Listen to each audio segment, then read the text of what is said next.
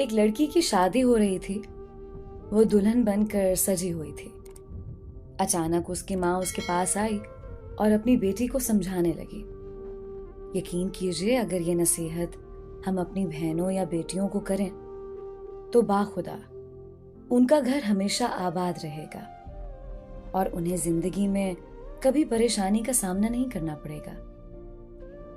माँ अपनी बेटी से कहती है कि तुमने जो कुछ खाया पिया, कभी वहां जाकर इस बात का जिक्र ना करना कि तुमने अपने माँ बाप के घर अच्छा खाया और यहाँ तुम्हें अच्छा खाने को नहीं मिल रहा। पेट में जो चीज चली जाए, कुछ ही घंटों बाद उसकी लज्जत खत्म हो जाती है और याद ही नहीं रहता कि कब हमने क्या खाया था। खाने पर कभी किसी के साथ बहस ना करना। जो मिल जाए शुक्र करके खा लेना। बेटी, जिस तरह तुमने इस घर को अपना समझकर सिर्फ इस घर की तारीफें की हैं, इसी तरह उस घर को अपना समझकर उसकी भी तारीफें करना। कभी बुराई ना करना। बेशक अब वो ही तुम्हारा अपना घर है। बेटी, तुमने मास्टर किया है, मगर अपनी पढ़ाई का रोब अपने ससुराल वालों पर मत इस्तेमाल करना। कभी उनको ये ना कहना कि मैं आपसे ज्यादा जानती हूं। बेशक अपने घर के मामले में वो तुमसे ज्यादा जानते हैं, क्योंकि हर घर के अपने अलग उसूल होते हैं।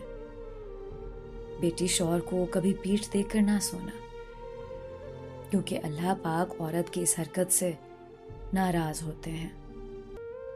ए मेरी प्यारी बेटी, रूठना इस हद तक कि अगर वो एक दफा मनाने की कोशिश करे तो मान जाना, और अगर वो लाख दफा भी ना माने तो 1,00,000 दफा फिर एक बार कोशिश करना। कभी शौहर से ऐसी डिमांड मत करना जो उसकी हैसियत से बढ़कर हो। उसकी मजबूरियों का एहसास करना।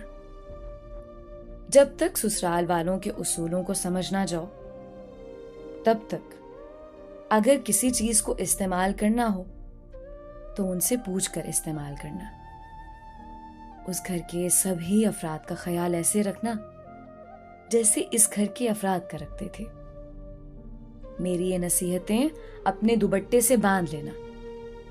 शादी के बाद ना तो तुम्हारे सर से दुपट्टा सिरकने पाए और ना ही ये नसीहत है। दोस्तों, क्या ही कमाल की नसीहत है। अगर हर माँ इसी तरह से ये नसीहतें अपनी बेटी को करे तो उसकी जिंदगी ना सिर्फ अच्छी गुजरे, बल्कि ससुराल में वो मलिका की तरह हुक्मरानी करती रहेगी। मेरी दुआ है कि अल्लाह ताला तमाम बेटियों के नसीब अच्छे फरमाए। आमीन।